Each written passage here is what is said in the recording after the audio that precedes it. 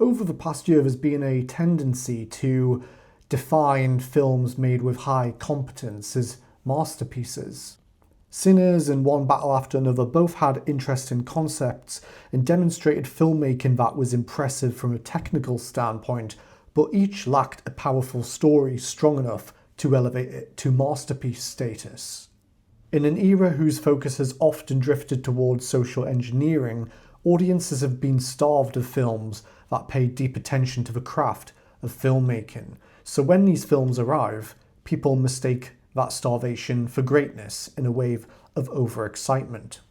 There is also an element of social contagion behind these reactions.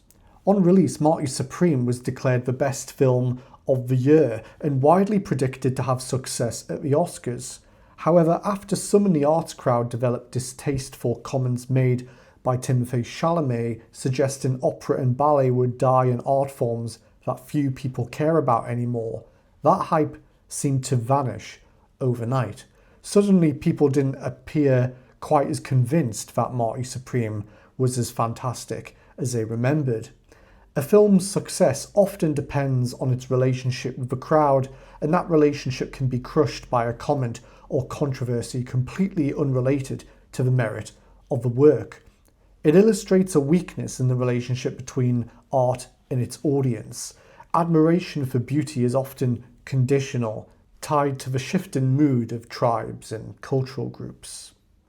One film I doubt will stir up such controversy and therefore may enjoy a longer wave of success is Project Hail Mary.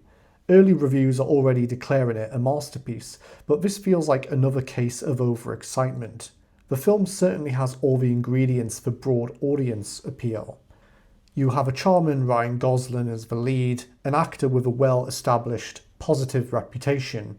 You also have a Wall-E-style companion character accompanying him on an epic sci-fi journey in which humanity's survival depends on the actions of one man in space. Add grand visuals and an emotive score, and the result is something that resembles a heartwarming, interstellar-style epic. So, what's the issue? My main problem with the film is its tone. We're presented with a serious existential threat to humanity, yet most of the characters approach the possibility of extinction with surprising lightness. Their attitude seems designed primarily to entertain a family-friendly audience, turbocharged by Gosling's character, who is portrayed as a somewhat goofy, immature, happy-go-lucky figure tasked with saving the human race. None of it feels particularly authentic to how people might behave in the real world, yet this tonal choice exists in many successful family-friendly films that deal with life-threatening situations, such as Jurassic Park. Audiences are often willing to forgive a lack of realism when humour and optimism are injected into the equation. To be fair to the filmmakers of Project Hail Mary, this tone may have been necessary to prevent audiences from becoming bored watching a single man alone in space for long stretches, at least until he encounters the cute, rock-textured alien creature with whom he eventually forms a friendship. And if a human is to bond with such a creature, perhaps a slightly immature chemistry between the two is needed to make the relationship work. The relationship between Gosling's character and the creature he calls Rocky ultimately becomes the central focus of the film, even more so than the mission itself. It provides a welcome distraction from trying to dissect the technical mechanics of the plot. I would be lying if I said I didn't feel some warmth towards Gosling's character and the emotions building from his friendship with Rocky. The film is clearly designed to pull at your heartstrings. However, because the characters never quite feel authentically grounded in the world they inhabit, the emotional pull never fully lands. Gosling's character doesn't feel entirely real, which makes it difficult to fully surrender to the emotions being engineered. Despite that resistance, emotion is the dominant element throughout the film, largely driven by its score, which is undoubtedly its strongest asset. Composer Daniel Pemberton delivers remarkable work here, so remarkable that the emotion embedded in the music often feels stronger than the emotion generated by the story itself. At times, it even evokes the grandeur of the score from the Lord of the Rings film trilogy, though without the same perfect harmony between music and narrative.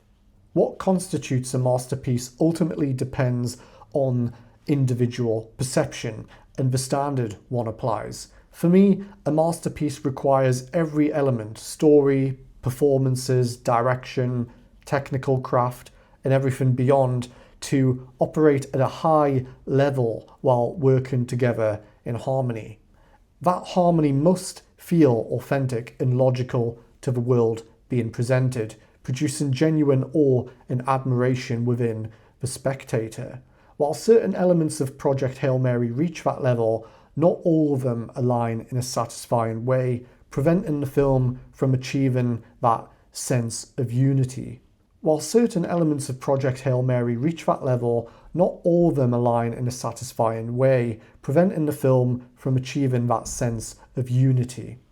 If you're suffering from a famine of truly great cinema and haven't consumed enough examples of those from film history to develop higher standards, then it's understandable you'll rush to declare Project Hail Mary, Sinners, or One Battle After Another as masterpieces. If a film feels like a masterpiece to you, then you're going to declare it as such. But the danger lies in applying that term to any work that comes along that demonstrates competence in the craft of filmmaking. When that happens, the word loses its meaning and we may find ourselves inventing new categories just to preserve the value the word once carried.